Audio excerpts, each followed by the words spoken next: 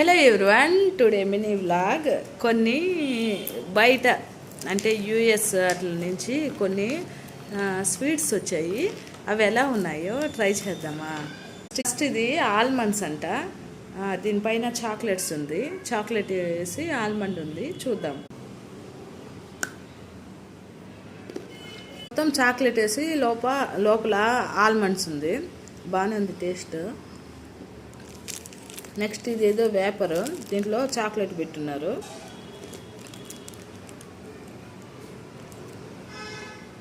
ఇది కూడా బాగానే ఉంది. దోస్త్ పైన చాక్లెట్ పెట్టినట్టుంది ఇది. నెక్స్ట్ ఇది సాఫ్ట్ ఉంది, అసలు ఏం వేసారో ఏం కానీ తెలీదు.